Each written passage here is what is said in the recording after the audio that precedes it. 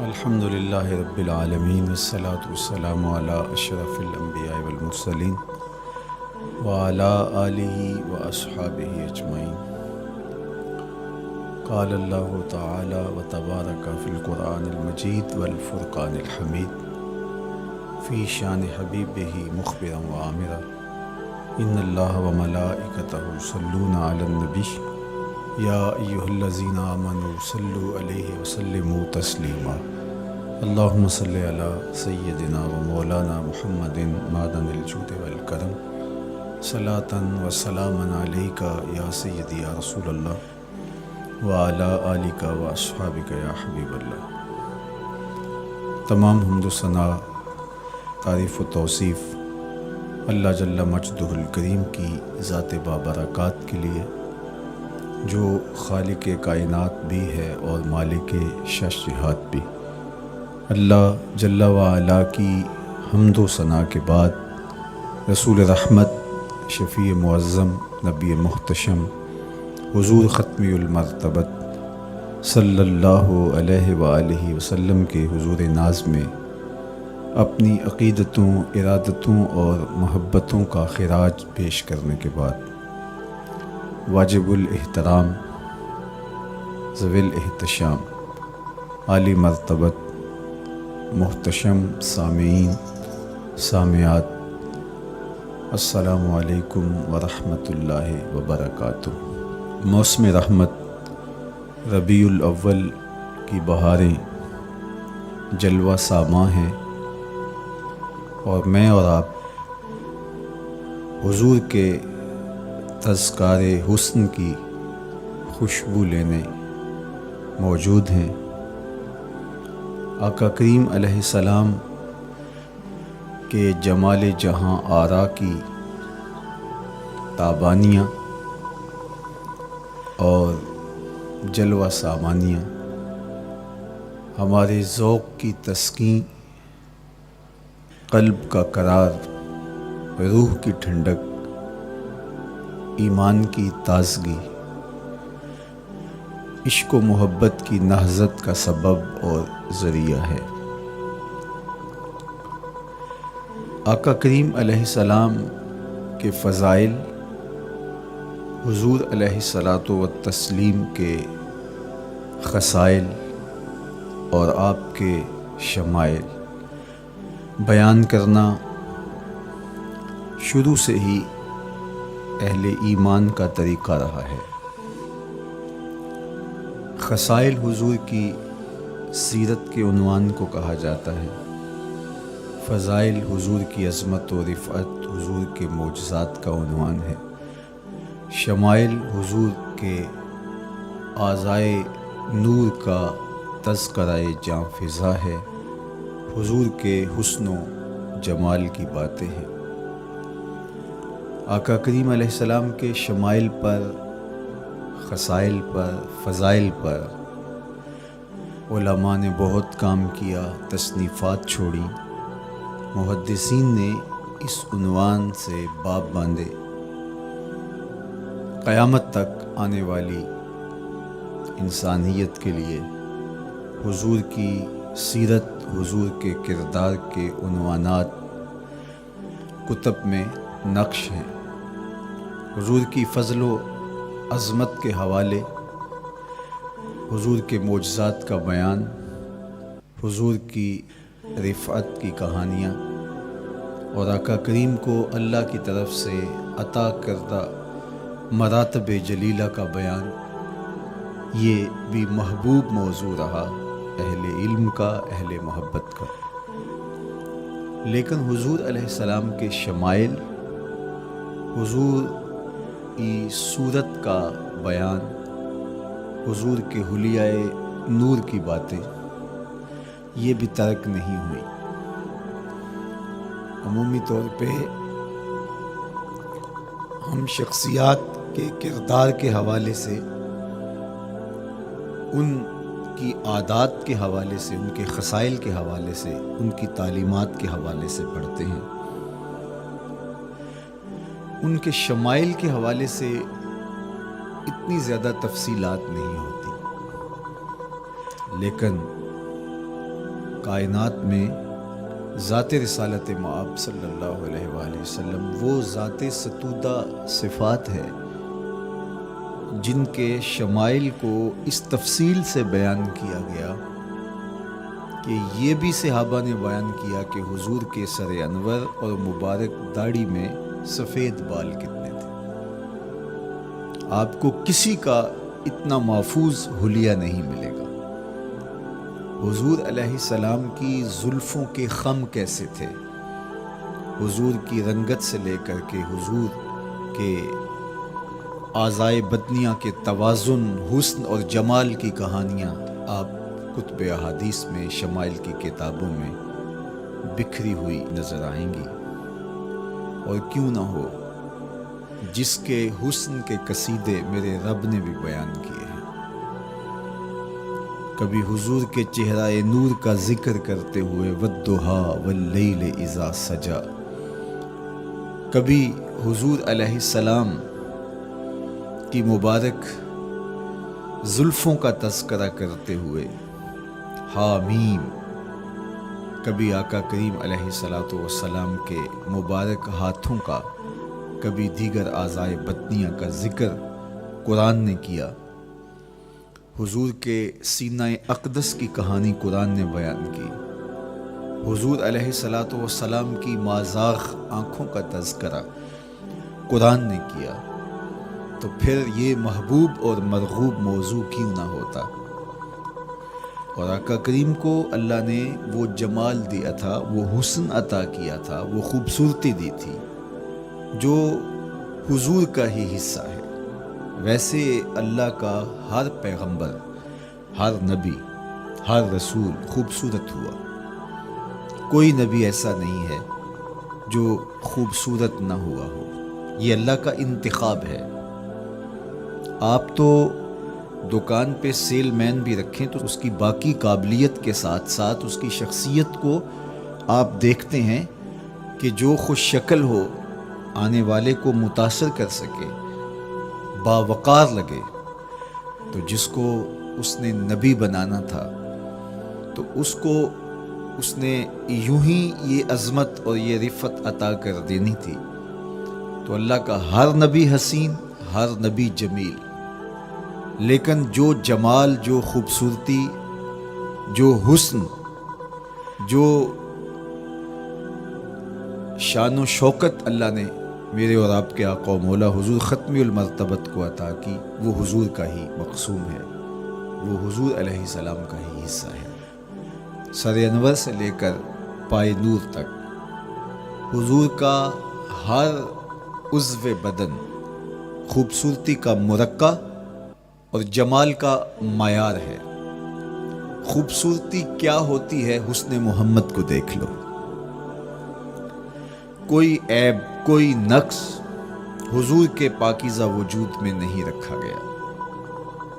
خلقت مبرأ من کل عیب، حضور کے سامنے حضرت حسان بن ثابت نے یہ پڑھا اور آقا کریم نے اس پر خوشی کا اظہار کیا اور اللہ کی بارگاہ میں دعا کی، اللہم ایدہ بروح القدس، جبریل امین سے اللہ اس کی مدد فرما۔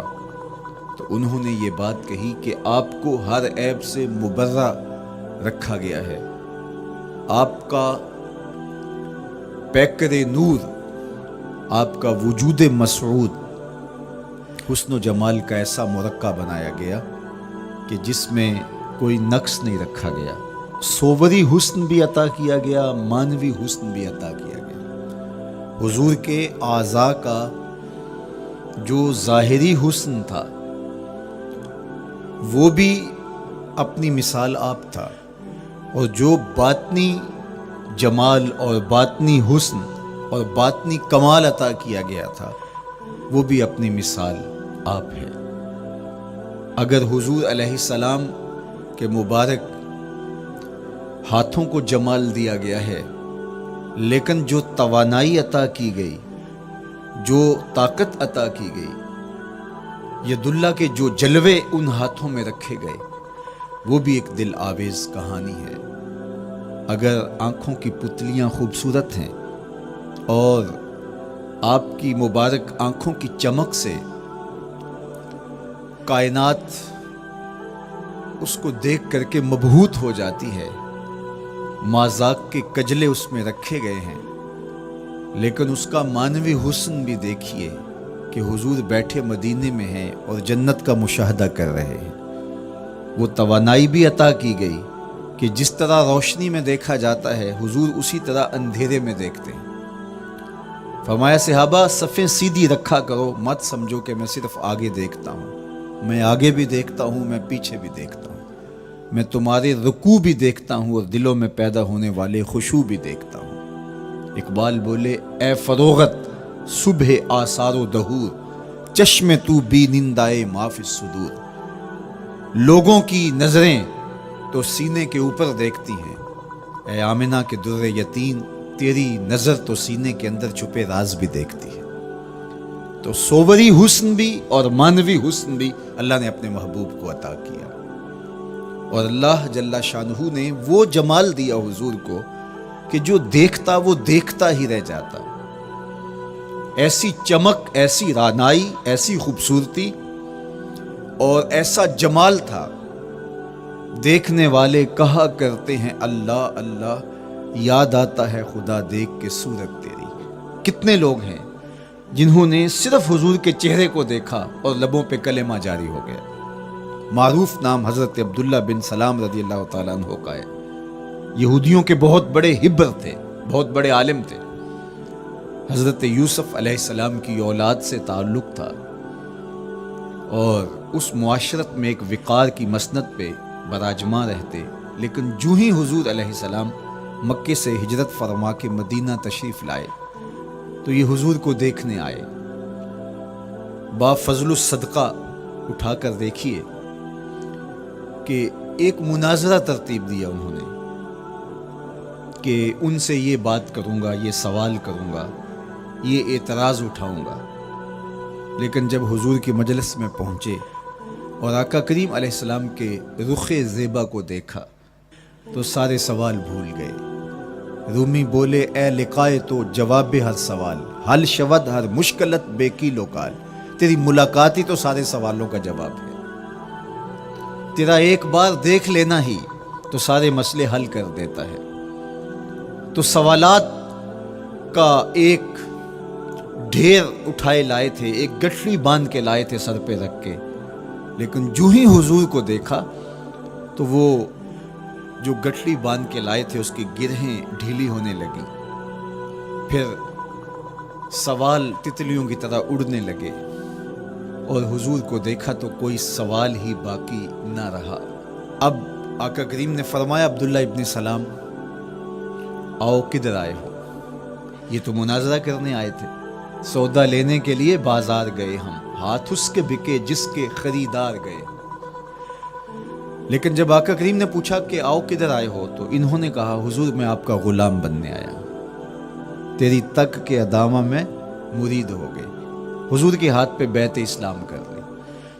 اب جن لوگوں نے عبداللہ ابن سلام کو تیار کر کے بھیجا تھا وہ امید میں تھے کہ تھوڑی دیر کے بعد ہم سنیں گے کہ انہوں نے سخت سوال کیے اور مسلمانوں کے نبی ان کا جواب نہیں دے پائے، لیکن جب ان کے کانوں تک یہ خبر پہنچی کہ عبداللہ بن سلام نے تو کوئی سوال ہی نہیں کیا بلکہ وہ محبوب کی نگاہوں کا شکار ہو گئے، اور انہوں نے دیکھتے ہی حضور پر تن من سب کچھ نچھاور کر دیا اور لبوں پہ کلمہ جاری ہو گیا، تو وہ صبر نہ کر سکے اور عبداللہ ابن سلام کے پاس پہنچے اور جا کے کہا کہ تو نے یہودیت کی ناک خاک آلود کر دی، تم نے کوئی سوال کیا ہوتا، انہوں نے جواب دیا ہوتا اور پھر تم نے مان لیا ہوتا تو ہم سمجھ جاتے کہ ایک عالم تھا، علمی پیاس بجھ گئی، مطمئن ہو گیا، لیکن یہ عجیب کہانی ہے، سنا ہے تم نے کوئی سوال بھی نہیں اٹھایا، انہوں نے جواب بھی نہیں دیا، بس تم نے ان کو دیکھا اور دیکھتے ہی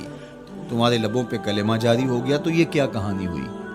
تو عبداللہ ابن سلام نے جو جواب دیا وہ آب زر کے ساتھ لکھنے کے قابل ہے۔ انہوں نے کہا کہ یہ بات میری سمجھ میں بھی نہیں آئی، جب میں اس آقا و مولا کی چوکھٹ پہ پہنچا اور میں ان سے سوال کرنے کے لیے لفظوں کو ابھی ترتیب ہی نہیں دیا تھا کہ میری نظر ان کے جمال جہاں آرا پہ پڑ گئی۔ اب عبداللہ بن سلام کے لفظ سنیے، فرماتے ہیں فلما تبینت وجہہ عرفت ان وجہہ لیس بوجہ کذاب، جب میں نے ان کے جمال جہاں آرا کو دیکھا، چہرہ نور کو دیکھا، رخ زیبا کی زیارت کی، تو میں نے پہچان لیا یہ چہرہ کسی جھوٹے کا ہو ہی نہیں سکتا ہے۔ دیکھنے والے کہا کرتے ہیں اللہ اللہ، یاد آتا ہے خدا دیکھ کے صورت تیری۔ اللہ نے صورت ہی ایسی بنائی، جمال ہی ایسا دیا، خوبصورتی ہی ایسی دی کہ جو حضور کو دیکھتے وہ دیکھتے ہی رہ جاتے۔ تو کتنے لوگ تھے کہ جنہوں نے محض حضور کو دیکھا، پھر اس کے بعد لب کھلے تو کلمہ ہی جاری ہوا۔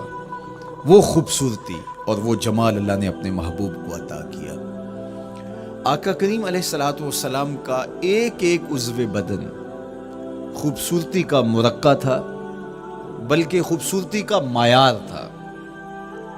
حسن کیا ہوتا ہے، حسن کا معیار کیا ہوتا ہے، جمال کسے کہتے ہیں، خوبصورتی کی تعریف کیا ہے، اعضائے محمد صلی اللہ علیہ وآلہ وسلم کا توازن دیکھ لو، تمہیں پتہ چلے گا کہ حسن کسے کہتے ہیں۔ حضور علیہ السلام کو اللہ تعالیٰ جل شانہ نے جو حسن بخشا، جو جمال دیا، جو خوبصورتی دی، وہ حضور کے مبارک قدموں سے اس کا انداز کیجئے کہ جس کے قدم اتنے سونے ہیں اس کا چہرہ کتنا سونا ہوگا۔ حضرت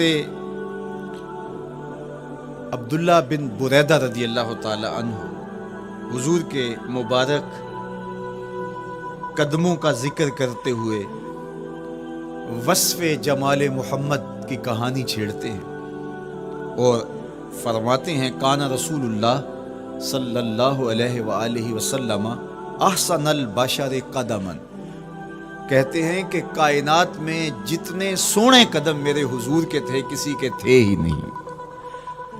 جو جمال اللہ نے حضور کے مبارک قدموں کو دیا تھا، اللہ اکبر، وہ کسی اور کا مقصود نہیں تھا۔ خوبصورت قدم۔ اور حضرت انس رضی اللہ تعالیٰ عنہ، حضرت ابو ہریرہ رضی اللہ تعالیٰ عنہ، اور حضور کے وصاف ہیں حضرت ہند بن ابی حالہ رضی اللہ تعالیٰ عنہ، یہ حضور کا حلیہ بیان کرتے ہیں۔ حضرت امام حسن بن علی رضی اللہ تعالیٰ عنہ نے حضرت ہند بن ابی حالہ کو ایک دن کہا کہ مجھے اپنے آقا و مولا کا حلیہ بتاؤ، تو انہوں نے حضور کا حلیہ بیان کیا۔ یہ حضور کے وصاف ہیں، چونکہ انہوں نے حضور علیہ السلام کو بہت قریب سے دیکھا اور آقا کریم علیہ السلام کی زیارت سے مالا مال ہوئے۔ ویسے حضرت امام حسن نے بھی تو حضور کو دیکھا تھا، اور بھی اصحاب نے حضور کو دیکھا تھا۔ یہاں یہ بات دلچسپی سے خالی نہیں ہے کہ صحابی ہی تب بنتا ہے جب وہ حضور کو بنظر ایمان دیکھے، لیکن صحابہ ایک دوسرے سے پوچھتے تھے کہ بتاؤ حضور کیسے تھے؟ میاں تم نے نہیں دیکھا؟ تو وہ کہتے تھے دیکھ کر بھی نہیں دیکھا۔ صرف چند لوگ ہیں جو حضور کا حلیہ بیان کرتے ہیں، اس کی کیا وجہ؟ تو علماء نے لکھا کہ حضور کے چہرے پہ جلووں کی تابش ایسی تھی اور حضور کا جمال ایسا تھا اور اس کی چمک ایسی تھی کہ کسی میں ہمت ہی نہیں تھی کہ وہ جی بھر کے دیکھ سکے۔ تو بعد میں ایک دوسرے سے پوچھتے تھے بتاؤ تم نے دیکھا تو حضور کیسے تھے؟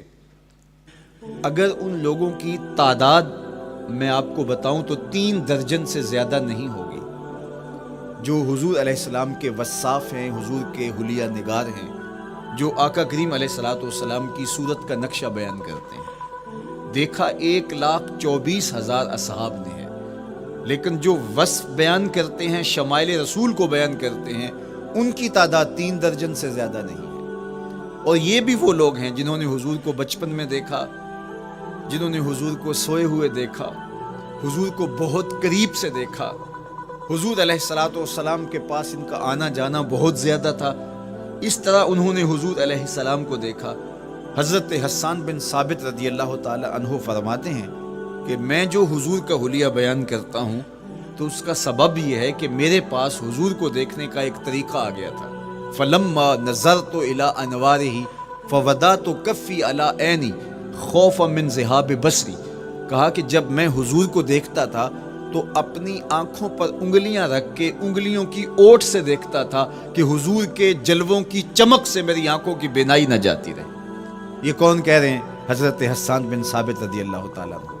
اور آپ جانتے ہیں حضرت حسان بن ثابت رضی اللہ تعالیٰ عنہ شاعر ہیں، اور شاعر حسن دیکھنے میں بڑا دلیر ہوتا ہے، اور یہ حسن بھی ابھی پوشیدہ ہے. 70,000 بشریت کے پردے ڈالے گئے ہیں. اگر یہ حسن بے نقاب ہوتا تو کوئی جلووں کی تاب ہی نہ لا سکتا. یہی بہتر ہے کہ وہ پردے میں رو پوش رہے. وہ اگر پردہ اٹھا دے تو کسے ہوش رہے؟ کس کی ہمت تھی؟ اب چھپا ہوا مستور حسن بھی اگر دیکھتے ہیں تو آنکھوں پہ انگلیاں رکھ کے دیکھتے ہیں. اور بیان کرنے والوں کی تعداد میں نے عرض کی کہ 3 درجنوں سے زائد نہیں ہے.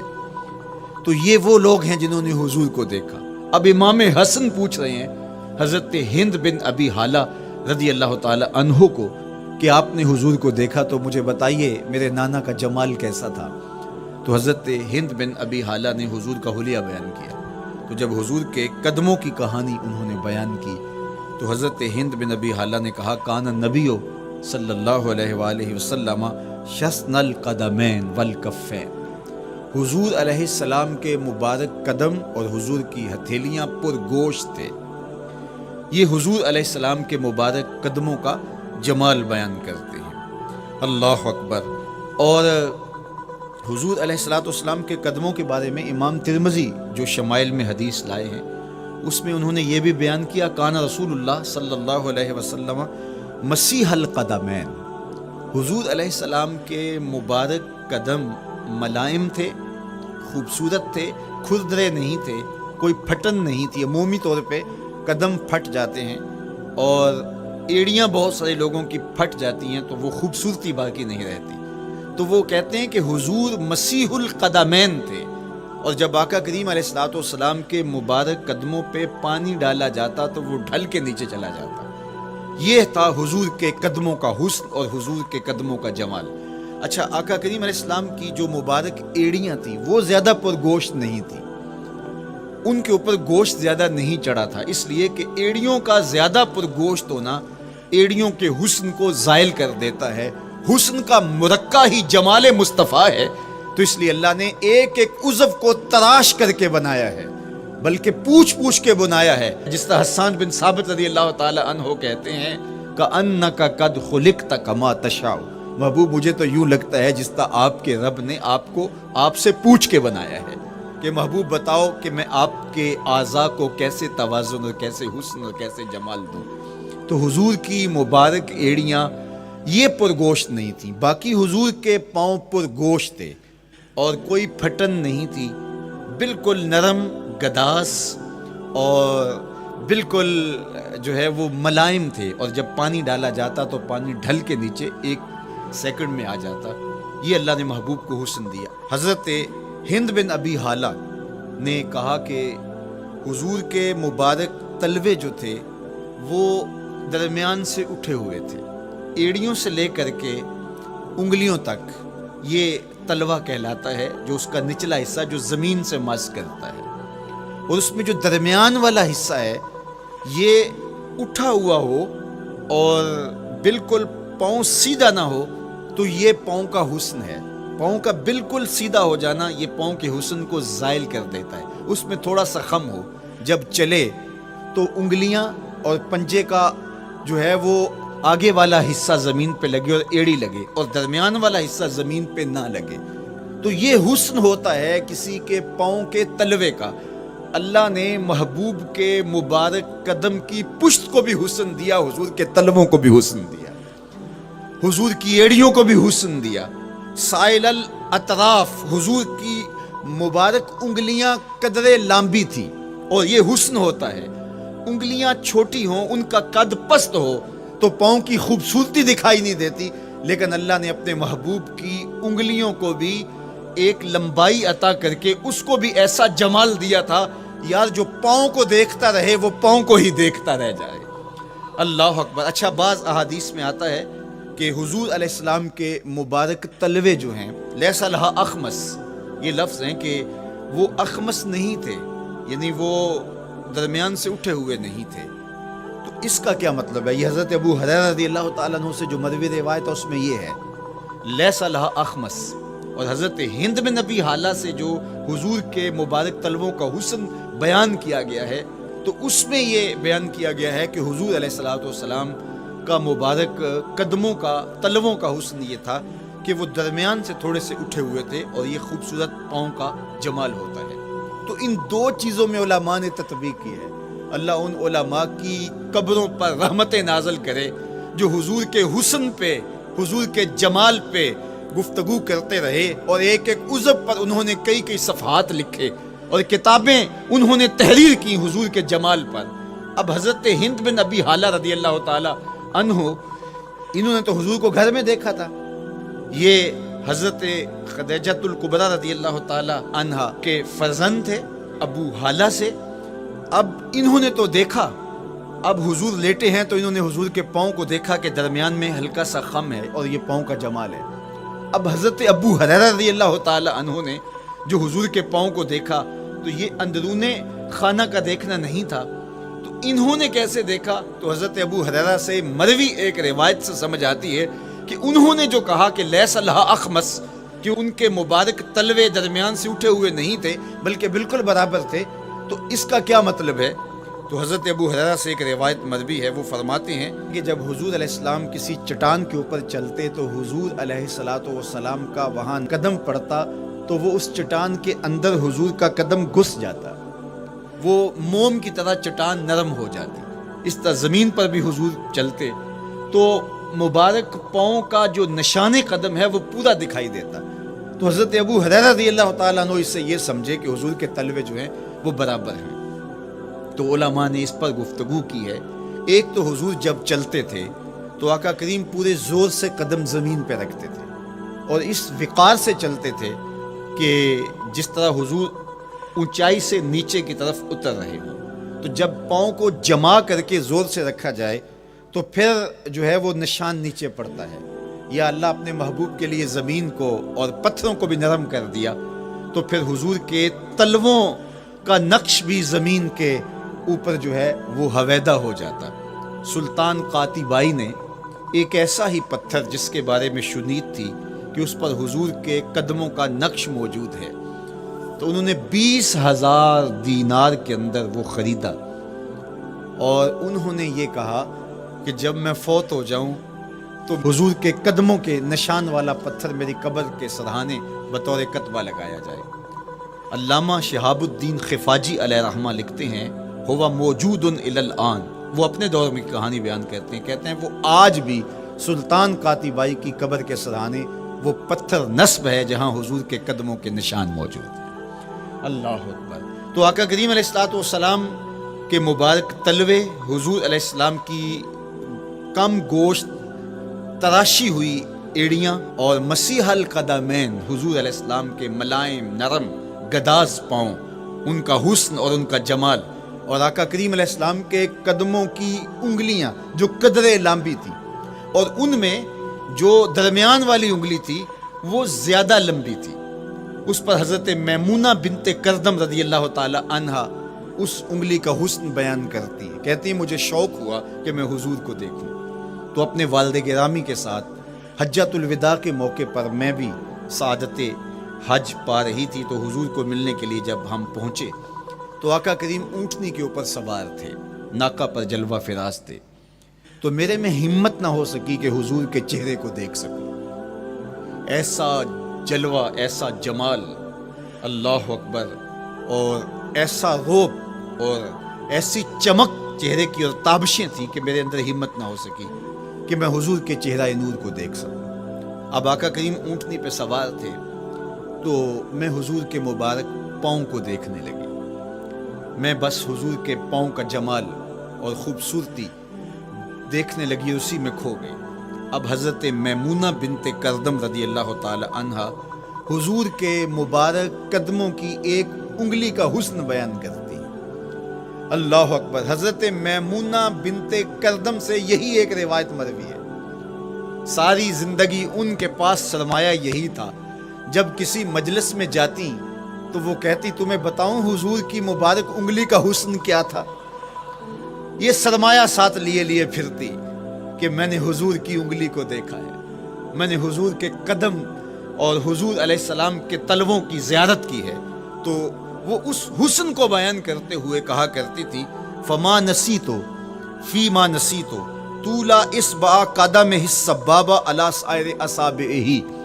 جو سبابہ انگلی ہے, انگوٹھے کے ساتھ والی انگلی کو سبابہ انگلی کہتے ہیں, اور اس کے ساتھ والی انگلی کا جو قد دراز تھا اور باقی انگلیوں کی نسبت وہ انگلی لمبی تھی, کہا اس کا حسن آج بھی میری نگاہوں میں گھومتا رہتا ہے اور ہر وقت میرے تصور میں رہتا ہے. میرے تصور سے کبھی اس انگلی کا جمال ہی ختم نہیں ہوا, انگلی کا حسن ہی کبھی زائل نہیں ہوا, ہر وقت اس کے تصور میں کھوئی رہتی ہوں.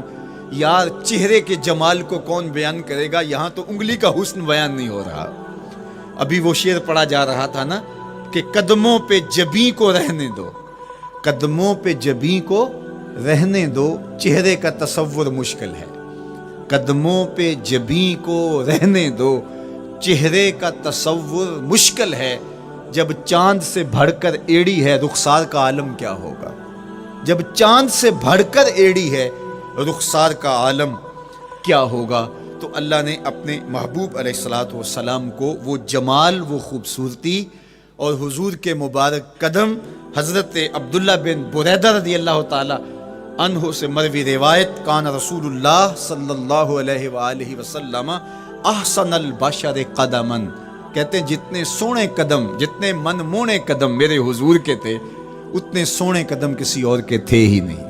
اللہ نے اپنے محبوب کو وہ جمال, وہ خوبصورتی اور وہ نور عطا کیا تھا. اچھا, یہ قدم, یہ ایڑیاں, یہ مبارک تلوے اور یہ داراز انگلیاں اور ان انگلیوں کی چمک اور ان کی رنگت کا جمال اور خوبصورتی, جہاں اس کا صوری حسن تھا تو مانوی حسن بھی دیکھنے والا تھا. یہ قدم اٹھ جائیں اللہ اکبر تو تقدیر کے فیصلے ہوتے دکھائی دیتے ہیں.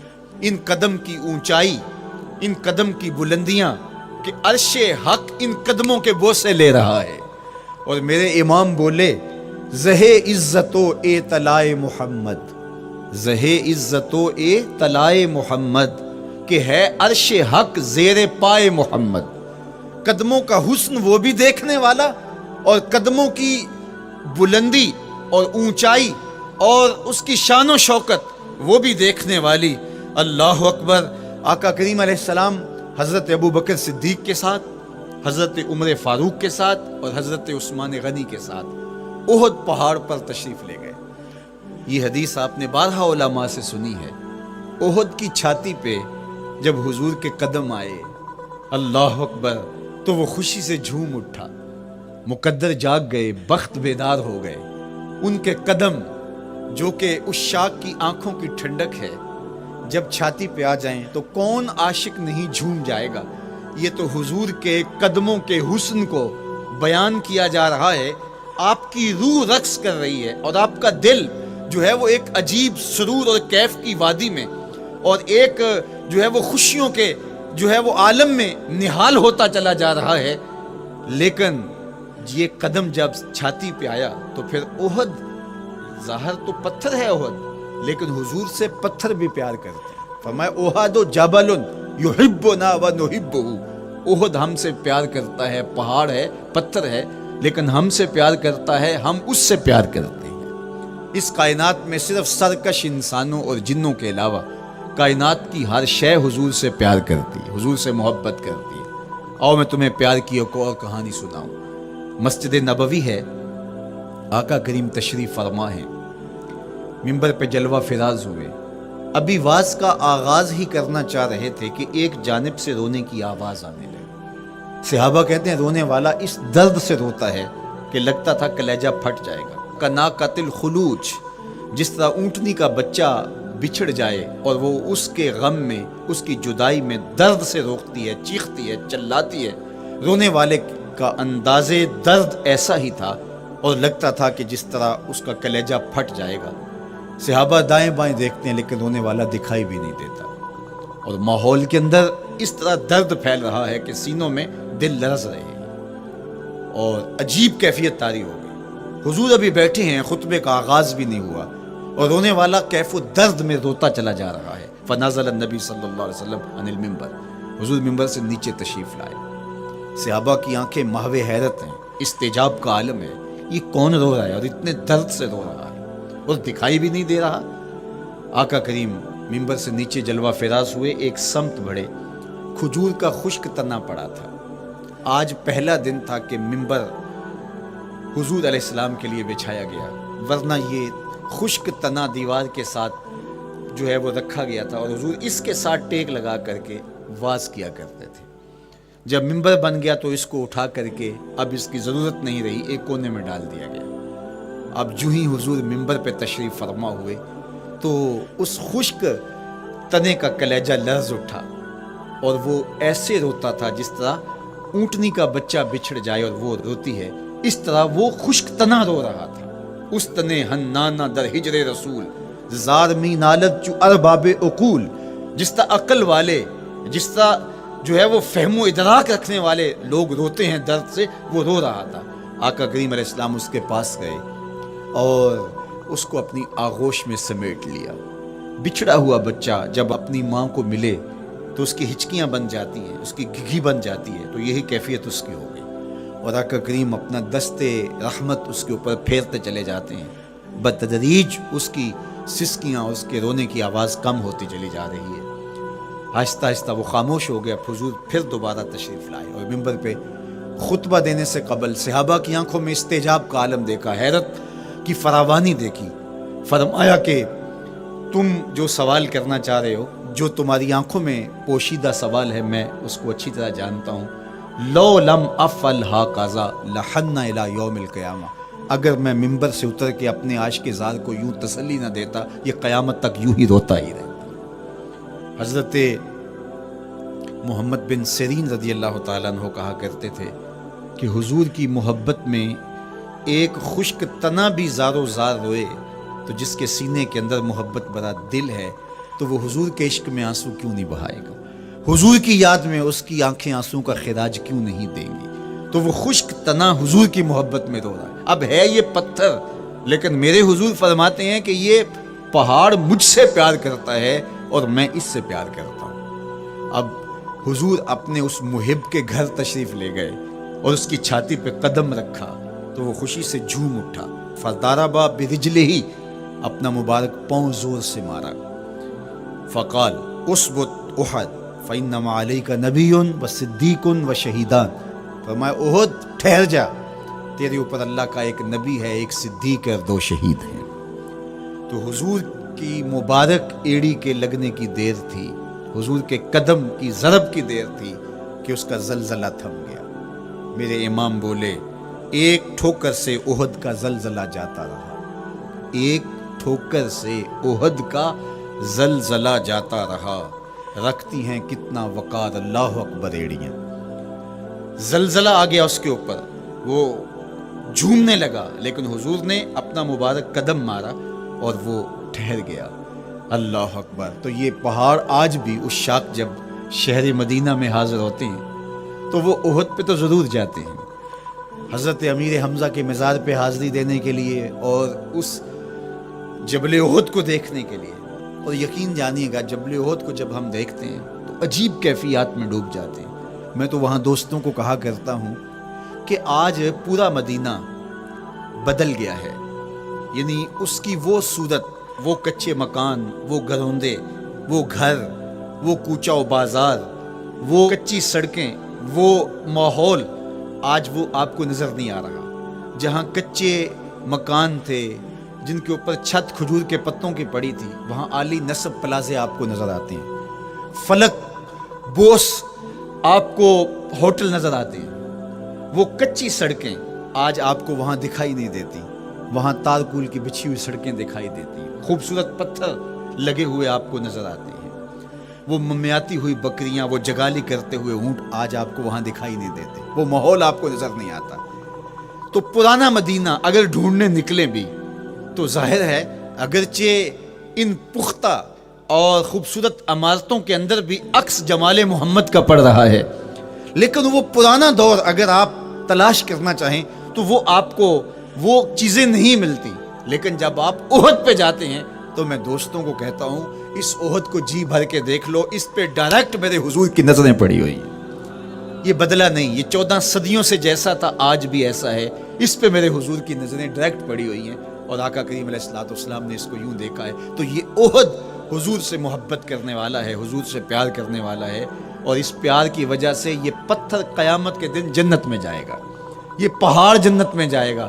یار اگر ایک پہاڑ حضور سے پیار کر لے تو وہ مکین جنت بن جاتا ہے، اور اگر حضور کا غلام ایک عاشق حضور سے محبت کرے تو اللہ اس کو کتنے درجے عطا فرمائے گا۔ تو آقا کریم نے زور سے قدم مارا اور فرمایا احد ٹھہر جا، تیرے اوپر اللہ کا ایک نبی ہے، ایک صدیق ہے اور 2 شہید ہیں۔ اللہ اکبر۔ تو یہ حضور علیہ الصلوۃ والسلام کے مبارک قدم کی شان ہے، یہ حضور کے مبارک قدم کا جمال ہے اور اس کی خوبصورتی ہے۔ غزوہ ذات الرقاع کے اندر حضرت جابر کا اونٹ چلتے چلتے تھک گیا، سفر لمبا تھا اور اونٹ کمزور تھا، تو چلتے چلتے اس کو تھکن ہو گئی، اب وہ قافلے سے پیچھے رہتا چلا جاتا ہے۔ تو اس نے حضور کی خدمت میں عرض کی، یا رسول اللہ یہ اونٹ تھک گیا ہے اور میں قافلے کے ساتھ چل نہیں پا رہا۔ تو آقا کریم علیہ الصلوۃ والسلام نے اپنے مبارک قدم سے اس اونٹ کو ٹھوکر لگائی، فنشط حتی کان ما یملک زمامہ۔ حضرت جابر کہتے ہیں اس کی لگام سنبھالی نہیں جاتی تھی، اتنا تیز چلتا تھا۔ یار جس کے قدموں کی ٹھوکر سے یہ توانائی آ جائے، اس کے ہاتھوں کی توانائی کا عالم کیا ہوگا۔ تو اللہ نے صرف حضور کے مبارک قدموں کو صوری حسن ہی نہیں دیا تھا، مانوی جمال اور توانائی بھی عطا فرمائی تھی۔ حضور علیہ السلام کے چچا جناب ابو طالب کہتے ہیں کہ میں حضور علیہ السلام کے ساتھ تھا، تو راستے میں ذی المجار کی منڈی آئی اور وہاں حالات ایسے تھے کہ پینے کے لیے پانی دستیاب نہیں تھا۔ تو میں نے کہا کہ عطشت ولیس عندی ماء، مجھے تو سخت پیاس لگی ہے اور پانی بھی پاس نہیں ہے۔ فنزل النبی صلی اللہ علیہ وسلم وضرب بقدمہ الارض فخرج الماء فقال اشرب، تو حضور نے اپنے مبارک پاؤں سے زمین پر ٹھوکر لگائی، چشمہ پھوٹ پڑا، اور آقا کریم نے فرمایا چچا پانی پی لیجئے۔ تو وہ پاؤں اگر زمین پہ لگے تو چشمے پھوٹے، اگر احد پہاڑ پہ وہ پاؤں پڑے تو اس کا زلزلہ جاتا رہے، اور اگر وہ کسی جانور کو حضور ٹھوکر لگائیں تو اس کے اندر اس قدر تیزی آ جائے کہ اس کی باغ سنبھالی نہ جائے، اتنا سریع رفتار ہو جائے۔ اب ان قدموں پہ کون قربان نہیں ہوگا؟ یار ان قدموں کو چومنے کے لیے جبریل بھی تو بے تاب دکھائی دیتے ہیں۔ معراج کی شب جب جبریل حاضر خدمت ہوئے، حضور محو استراحت ہیں، تو جبریل عرض گزار ہوئے، مالک تیرا محبوب تو سو رہا ہے۔ اللہ اکبر، تبارک اللہ، شان تیری تجھی کو زیبا ہے بے نیازی، کہیں پہ جوش لن ترانی، کہیں تقاضے وصال کے تھے۔ ایک کوہ طور پہ خود چل کے جاتا ہے اور عرض گزار ہوتا رب آرنی انظر الیک، مالک تجھے دیکھنا چاہتا ہوں۔ اللہ اکبر، سراپا چشم بنا ہوا ہے اور کہتا ہے مالک میں تجھے دیکھنا چاہتا ہوں۔ جواب کیا آتا ہے؟ لن ترانی، تم نہیں دیکھ سکتے، میرے جلووں کی تاب نہیں لا سکتے۔ ایک خود چل کے جا رہا ہے اور تقاضۂ رویت کرتا ہے، اور جواب آتا ہے لن ترانی، اور ایک سویا ہوا ہے چادر اوڑھ کے، اور جبریل کہتے ہیں محبوب اٹھیے، رب آپ کو بلا رہا ہے۔ تبارک اللہ، شان تیری تجھی کو زیبا ہے بے نیازی، کہیں پہ جوش لن ترانی، کہیں تقاضے وصال کے تھے۔ تو جبریل حاضر خدمت ہوئے، حضور استراحت میں ہیں، تو آواز آئی یا جبریل قبل قدم ہے، میرے محبوب کے قدموں کو چوم لے۔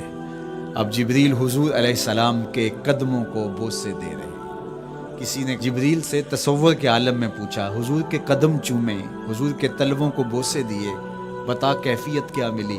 تو بولے نہ جنت کی کلیوں میں دیکھا مزہ جو محمد کی تلیوں میں دیکھا۔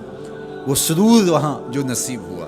وفد عبد القیس جب مدینہ المنورہ آیا تو ان میں ایک صاحب ہیں، وہ کہتے ہیں میں دوڑتا ہوا حضور کے پاس آیا، بس بے چینی تھی، اضطراب تھا۔ جب آپ مدینہ المنورہ میں جاتے ہیں تو آپ کو جا کے گاڑی اتارتی ہے اور آپ ہوٹل میں سامان رکھتے ہیں تو پھر کتنی جلدی ہوتی ہے کہ جلدی سے غسل کریں اور جلدی سے نیا لباس پہنیں اور جا کے ہرے گنبد کو دیکھیں، حضور کی مبارک مسجد کی زیارت کریں، ان کوچہ و بازار میں جائیں جہاں حضور کے مبارک قدم لگے تھے۔ اللہ اکبر۔ تو اب یہ وفد عبد القیس جب آیا تو ان میں ایک صحابی حضرت زرع رضی اللہ تعالیٰ عنہ فرماتے ہیں کہ میں پھر تیزی کے ساتھ گیا اور پھر ہم جا کے حضور کے ہاتھ بھی چومنے لگے، حضور کے قدم بھی چومنے لگے۔ یہ سعادت مند قدم جن کے بوسے صحابہ دیتے ہیں، کبھی جبریل کے بوسہ گاہ بنتے ہیں، کبھی احد پہاڑ کی چھاتی ان قدموں کو چومتی ہے۔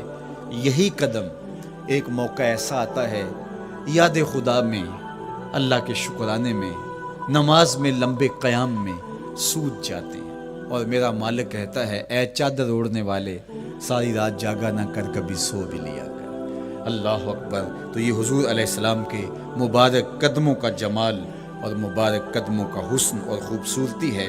اللہ نے اپنے محبوب علیہ السلام کے مبارک قدموں کو صوری اور معنوی حسن سے نوازا، اور یہ حسن حضور کے مبارک قدموں کا ہے۔ پھر جس کے قدم اتنے سونے ہیں اس کا چہرہ کتنا حسین ہوگا۔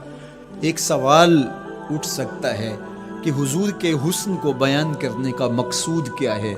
تو صاحب، کسی کے حسن کو بیان کرنے کا مقصود یہی ہوتا ہے کہ اس سے پیار اور محبت کا ربط قائم ہو، اور اگر قائم ہے تو مضبوط ہو۔ ہم حضور علیہ السلام کے حسن کو بیان اسی لیے کرتے ہیں، اور محدثین نے اس پر باقاعدہ کتابیں اسی لیے لکھی اور کتب حدیث میں باقاعدہ شمائل رسول پہ باب اسی لیے باندھے تاکہ لوگوں کے سینے میں حضور کی محبت کی جوت لگے، اور وہ جو شعلہ جوالہ ان کے سینے میں حب رسول کا ہے وہ اور بھڑک اٹھے، اور بندہ جس سے محبت کرتا ہے پھر اس کی اطاعت بھی کرنے لگ جاتا ہے۔ تو جو محبوب اتنا سونا ہے، اتنا جمال آفریں ہے، اور جس کے قدم اتنے سونے ہیں، پھر اس کے نقش قدم کو کیوں نہ تھام لیں، اس کے نقوش پا کو خضر راہ کیوں نہ بنا لیں، پھر ان کے اٹھنے والے قدموں پر اپنی زندگی کیوں نچھاور نہ کر دیں۔ اگر سر پہ رکھنے کو مل جائے نقش نال حضور تو کہیں کہ ہاں تاجدار ہم بھی ہیں۔ یعنی وہ قدم تو قدم رہا، اس قدم کی رعنائیاں، اس کی خوبصورتیاں، اس کا جمال اور اس کا حسن تو حسن رہا۔ جہاں وہ مبارک قدم لگا، جہاں وہ نقش لگا، اگر وہ نقش بھی سر پہ رکھنے کو مل جائے تو کہا کہ اگر سر پہ رکھنے کو مل جائے نقش نال حضور، حضور علیہ السلام کا قدم تو جزو بدن رسول ہے۔ حضور علیہ السلام کے مبارک قدموں میں وہ جو نالین تھی، اس نالین کا بھی نقش وہ اگر سر پہ رکھنے کو مل جائے تو ہم زمانے کے تاجدار کہلائیں گے، اور جن کے سر پہ حضور کا قدم آ جائے ان کا مرتبہ کیا ہوگا۔ تو یہاں اس نقش کو بھی دیکھیے، حضور کے مبارک قدموں میں جو نالین آیا اس کو نالین شریف کہتے ہیں۔ اس نال کو نال شریف یا ان نالین کو نالین شریف کہا جاتا ہے، اس لیے کہ وہ حضور کے مبارک جسم سے جڑ گئے، حضور سے ان کا ربط پیدا ہو گیا، وہ جزو بدن رسول نہیں ہیں، تو اس کا یہ مرتبہ ہے۔ تو پھر حضور علیہ السلام کی شان اور حضور کی عظمت کیا ہوگی، اللہ اکبر۔ بلکہ حضور علیہ السلام کے نالین جہاں رکھے جائیں، وہ کسی نے کہا نا کہ ذرے اس خاک کے تابندہ ستارے ہوں گے، ذرے اس خاک کے تابندہ ستارے ہوں گے جس جگہ آپ نے نالین اتارے ہوں گے۔ وہ جگہ جہاں حضور کے قدم نہیں، حضور کے قدموں سے مس ہوئے ہوئے نالین رکھے جائیں، وہاں جو ذرے اس نالین کے تلووں کو چومتے ہیں وہ بھی آسمان کے ستاروں سے اس شاخ کو حسین دکھائی دیتے ہیں، وہ بھی زیادہ چمکدار دکھائی دیتے ہیں، اور اس شاخ کی آنکھوں کا سرما اور ان کے دل کا قرار اور روح کی ٹھنڈک قرار پاتے ہیں۔ تو یہ ہے حضور علیہ السلام کی نسبت کا احترام اور حضور کی محبت کا اثر جو اس شاخ کے سینے میں محسوس کیا جاتا ہے۔ اللہ مجھے آپ کو اپنی خاص پناہیں، امان اور حفاظتوں کا حصاد بخشے۔ کار ما آخر شدو